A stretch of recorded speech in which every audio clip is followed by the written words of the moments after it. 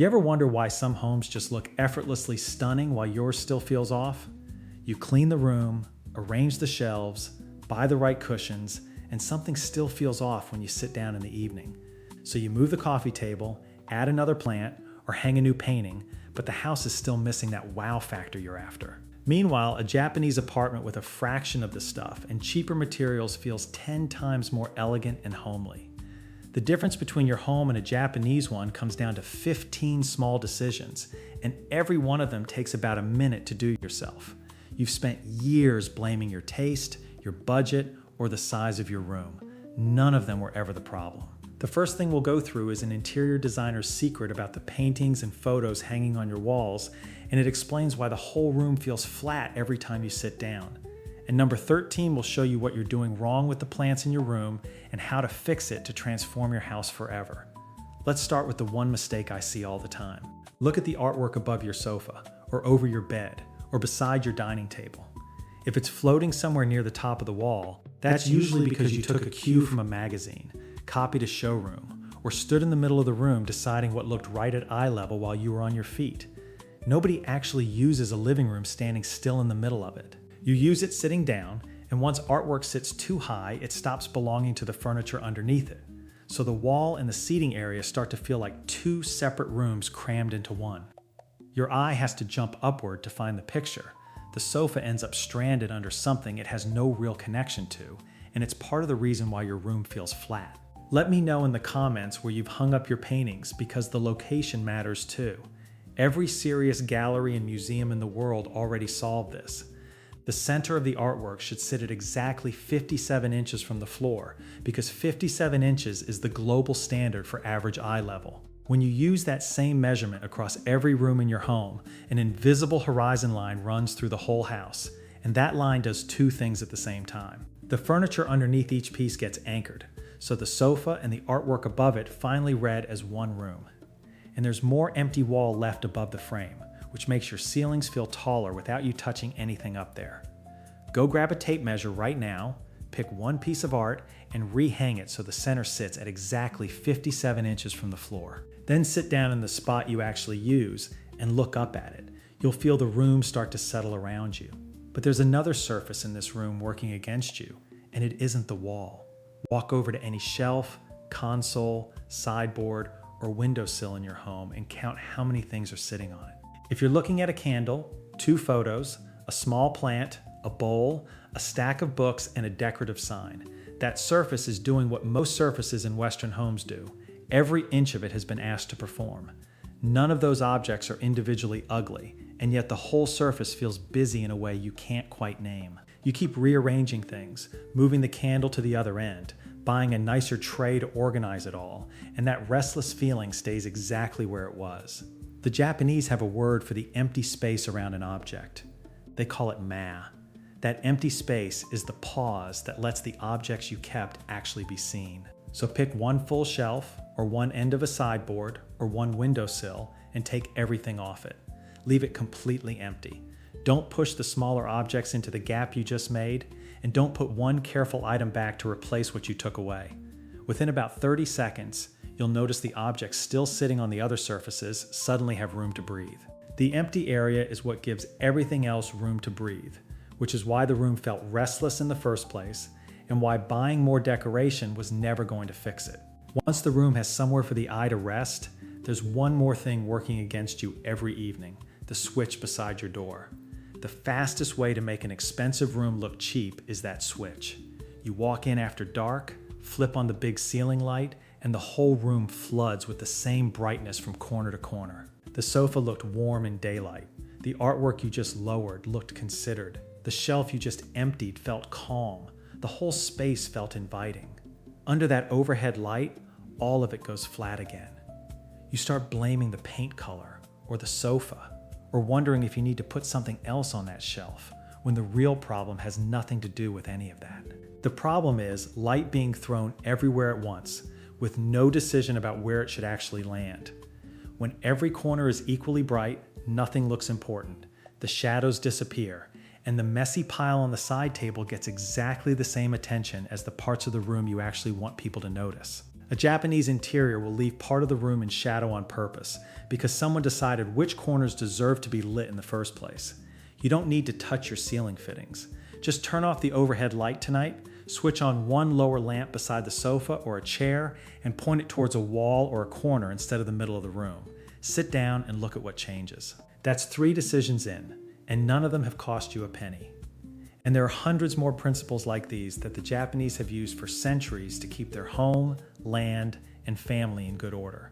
I've pulled all of them together into a book, and it's over at thejapanesemethod.com. Scan the QR code on screen or click the link in the description and transform your home starting today. Now, turn your attention back to a shelf or a small table with a group of objects on it. If you're looking at 2 matching candlesticks, or 3 items of identical height, or a row of picture frames spaced evenly apart, you've arranged it the way most people default to, because that arrangement feels tidy. The trouble is matching objects tend to go visually flat. Your eye pairs them off, works out what they're doing, and then stops moving across the shelf. A whole room full of that kind of arrangement can look perfectly clean and still feel oddly lifeless. Japanese flower arranging uses a 3-part relationship where one element leads, one supports, and one anchors the group. You can borrow that idea for any shelf in your house without ever touching a single flower. Clear the shelf entirely, then put 3 objects back on it. 1 tall, 1 medium, and 1 low or horizontal, all positioned slightly off-center, close enough together to read as a single group rather than 3 separate things sitting on the same piece of wood. Leave clear space around them. Once you see the difference, you'll start noticing how many other groupings in your room are made of the same repeating heights, and how much calmer everything looks when there's a proper order between the pieces instead of a straight line. Even a well-arranged group of objects turns into noise the moment every surface in the room starts trying to become the main event. Look around your living room and count how many areas are working for your attention. The television, a gallery wall, a crowded bookshelf, bright cushions, a large plant in the corner, decorative objects on every single table. Each area is attractive on its own, and together they cancel each other out. The room isn't ugly, it just doesn't have a winner. When everything asks for attention, nothing actually receives it. A traditional Japanese home has one dedicated area called the tokonoma, which is a single deliberately chosen spot that carries the strongest visual message in the room. You don't need to build an alcove into your wall. You just need to decide where that spot is in the room you already have. Pick 1 mantle, 1 console, 1 shelf, 1 corner, or 1 main wall, and let it hold 1 piece of artwork with 1 smaller natural or meaningful object beside it. Then reduce or remove whatever is competing most strongly nearby. The moment there's a clear winner, the rest of the room finally has permission to relax. Your eye lands where you want it to, and every other surface stops fighting for a job it was never going to win. The room now knows where your eye is meant to land, and the next thing to look at is what your window is doing to that room during daylight hours. Most people treat the window as a binary, curtains either fully closed for privacy and darkness or fully open for daylight and glare. You get one or the other, and neither one really works. Direct daylight washes out half the room and leaves the rest of it visually dead, while heavy curtains block the light off completely. There's a third state built into traditional Japanese homes, taken from the paper screens called shoji. The light comes in, the privacy stays, the brightness gets softened, and the shadows are still visible. You don't have to buy anything to make this work. Pull your heavy curtains all the way past the glass so they're not covering the edges of the window. Then close any sheer layer you already own across the brightest part of the pane. If you don't own a sheer, a pale linen curtain, or even a light woven blind will do the same job. Then move a chair out of the direct glare and into the softened edge of that light instead. The room stops fighting the window, and the window turns into something you enjoy sitting near instead of something you spend all day negotiating with. That's 6 decisions down, and not one of them has required you to replace a single piece of furniture or repaint a single wall. A room can look better and still fail to feel better, and the next few decisions are about what the room keeps telling you long after the thing you were doing has already ended. Number 8 is why a living room can still feel like an office hours after you've shut the laptop, and it has nothing to do with how clean the room is. Before that one though, stand in the doorway of your living room or sit in the chair you use every day and pay attention to the very first thing your eye lands on. It might be a rubbish bin, the tangled cables behind your television, the back of a chair, an exercise machine gathering dust in the corner, a laundry rack, an overloaded coat stand, or the open hallway leading through to somewhere much messier. You've probably stopped consciously seeing whatever it is, and yet it's still shaping your first impression of the room every single time you walk in. Most people react to this by decorating the attractive side of the room even more heavily, hoping to drown out the ugly part. Japanese garden composition works the other way around, using a hide and reveal approach where the whole space isn't visible all at once. The idea is to point the eye towards the strongest area of the room while covering the parts you don't want people to notice. Stand where you enter the room, spot the first unwanted object, and shift a plant, a chair, a small table, a screen, or the angle of a piece of furniture to block it from view. You're aiming for a first view that begins with the best feature of the room instead of the worst one. Hiding one bad view fixes what the room is showing you. The next decision fixes what the room refuses to let go of. Picture your living room in the evening. The laptop is still open on the dining table from earlier. The charging cable is dangling off the chair. The exercise mat is rolled up against the sofa. The children's toys are in one corner. The craft materials are still spread out from Sunday afternoon. And the laundry rack has been sitting in the middle of the room since morning. You're not working now, you're not exercising, and you're not folding clothes. But the room still looks like it's doing all three at once. Every one of those objects is still signaling unfinished work, and the room can't feel restful because it never returns to a neutral state between activities. The real issue is a time problem, because the previous activity is still occupying the present room hours after it ended. Traditional Japanese rooms are famously flexible, and the useful principle behind that flexibility is simple. An activity doesn't own the room after the activity is finished. Pick the activity that most often stays visible in your space, and give everything connected to it a single home. One basket, one drawer, one box, or one cupboard. The goal is for the whole activity to disappear in under 60 seconds, so the room can actually become something else when you're done with it. Once an activity can disappear, one room can do several jobs across the day, and those jobs need boundaries between them or they start bleeding into each other.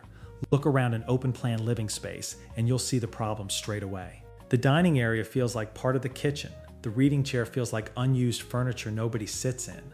The work corner is spreading visually across the entire room, and no single area feels like a proper destination. Most people assume solving this needs walls, renovations, or a bigger home, and none of those things are true. Japanese homes borrow flexibility from shoji and fuzuma, which are boundaries that divide a space without permanently reducing it.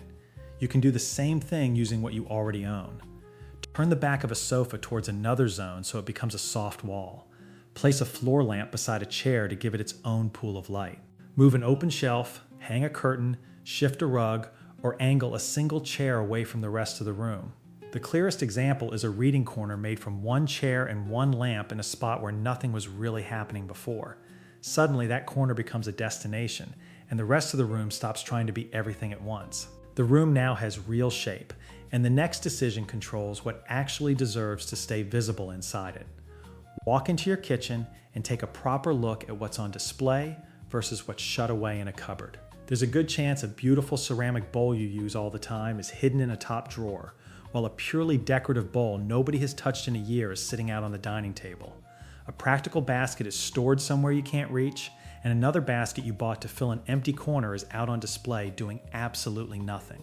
Rooms start to feel like showrooms when the visible objects have no relationship to the actual life being lived in the room. The Japanese have a tradition called minge, which places genuine value on ordinary, useful craft.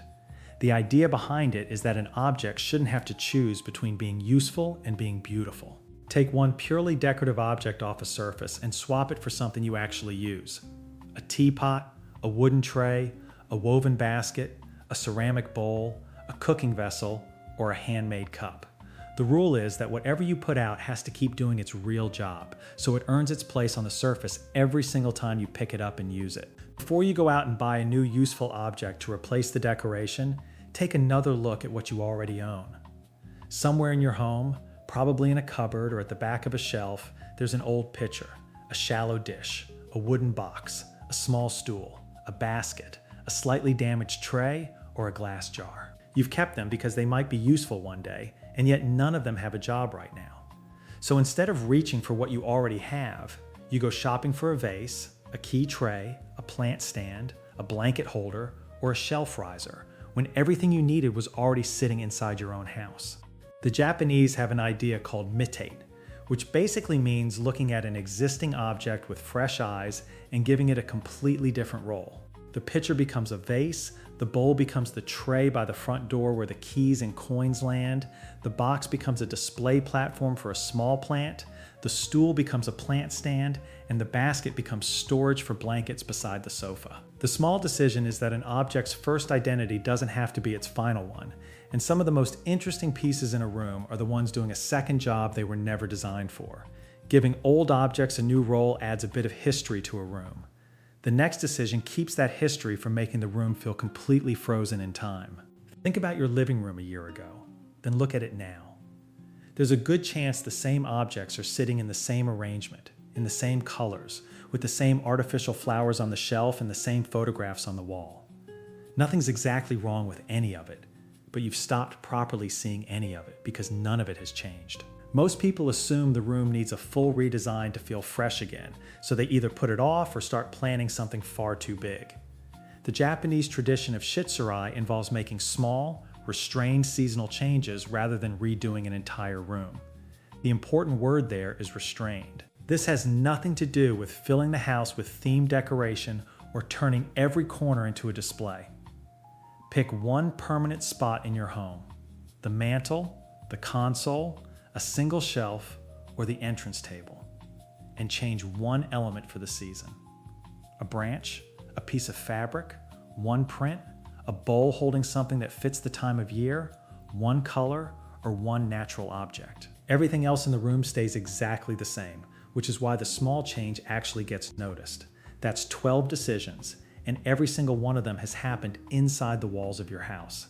The final 3 use something the room can't produce on its own. They bring the outside in without filling the place with plants, and the last one uses something you don't own, can't move, and may have been ignoring for years. And it can make even the smallest room feel far larger without you shifting a single wall. Walk into 2 homes and you'll usually see one of 2 extremes. The first has almost no natural element in it at all. No plants, no branches, nothing living or grown. The second is completely covered in plants, on every surface, in every corner, and after a while they stop feeling like nature and start becoming another layer of visual clutter. Nature has far less impact when it's scattered everywhere without any composition behind it, because your eye can't settle on any single element long enough to actually appreciate it. The Japanese have something called a tsubo niwa, which is a small, concentrated courtyard garden, and you can borrow the same idea for a single corner of your home without owning a courtyard. Instead of adding another plant to another shelf, take one plant or one branch, one stone or shallow bowl or wooden tray, and give it empty space around the arrangement. The elements sit together as one composition, spread across a small area rather than the whole room. What you end up with is a proper pocket of nature that actually reads as nature, rather than 5 separate plants that read as a job to water. One well-arranged corner tends to do more for the feeling of a room than a dozen individual plants scattered around it. A small piece of nature changes what's inside the room. The next decision changes where the inside seems to end. Walk around your home and find the best window you have. It's usually the one with the most light, or the nicest view, or simply the one that gets the sun for the longest part of the day. Now look at what's happening around it. There's a good chance the furniture is all facing away from it, the sill has been turned into storage, the chair next to it is being used for a pile of clothes, and the whole area has become a charging station for phones. Everyone in the room is looking at the television instead of the window. That window has been treated as a source of light and nothing more, when it could be a place where the inside and the outside meet. Traditional Japanese homes have a transitional space called an engawa, which sits between the interior and the garden. You can't recreate the architecture, but you can borrow the behavior behind it. Create one place in your home where you deliberately stop at the edge of the room. Move a chair, a stool, or a cushion towards that best window. Turn it so it faces the view instead of the television. Clear away the chargers and the paperwork and the work objects, and give the position a single purpose: tea, reading, or just sitting there. Once you have a place where the inside meets the outside, the last decision changes what the room itself appears to contain. Look at your window as it exists right now. The curtains probably cover part of the glass even when they're open. Objects are blocking the sill, the furniture faces away, and the only thing you really notice out there is the neighboring buildings or the fence at the bottom of the garden. The outdoors feels completely unrelated to the room. Japanese gardens and architecture use a technique called shakai, which translates as borrowed scenery. The central idea is that the largest decorative object in your room may already be sitting outside it. A distant tree, the sky, a hill, a roof line, or the changing light through the day can all be framed as part of the composition of the room, even though none of it belongs to you, and none of it sits inside your four walls. Clear the window ledge entirely. Pull the curtains right past the glass so they're not covering the edges of the frame. Identify the best visible fragment out there: the sky, a tree, a hill, a roof line, or the way the light moves across a wall opposite, and angle a chair or a small table towards it. Use the edge of the curtain or one indoor plant to frame the view. Even an imperfect city view usually contains one attractive section, and once you commit to framing it, the room visually continues right past its own wall. No furniture was replaced, the room didn't grow, and yet the perceived boundary of the space has shifted. That's 15 decisions, and none of them were really about owning fewer things. The Japanese approach we've just walked through is about deciding what deserves your attention, what should stay empty, how light moves through the room, what disappears when the job is over, and how the space connects with time, nature, and the world outside your window. A home starts feeling wrong when too many parts of it have been left undecided. The big light is on because that's where the switch was fitted. The artwork is high because someone once told you that's where art belongs. The surface is crowded because empty space looked unfinished. None of those things were chosen for the life actually happening in the room. The way to find the next decision, the one that fits your specific home, is to ask yourself 3 questions. When I walk in, what does my eye see first? And is it the thing I want it to see? What activity is still occupying this room even though the activity itself ended hours ago? And what is this room hiding that should be seen, or showing that should be hidden? Then sit in the place you use most and look towards your window. Is the room ending at the wall, or is it using what lies beyond it? You don't need to attempt all 15 decisions this weekend, and I'd honestly rather you didn't try, because turning them into another Saturday-sized project is exactly the trap the Japanese approach is designed to avoid. Start with one, take it one step at a time, and notice what changes about the room. Your home didn't need more taste, more money, or more discipline. It needed one clear decision at a time. Let me know in the comments which one are you going to try first, and let me know how it goes. Thanks a lot for watching. If this was useful, share this video with someone who needs to see it, and hit subscribe to always catch my videos. Until next time.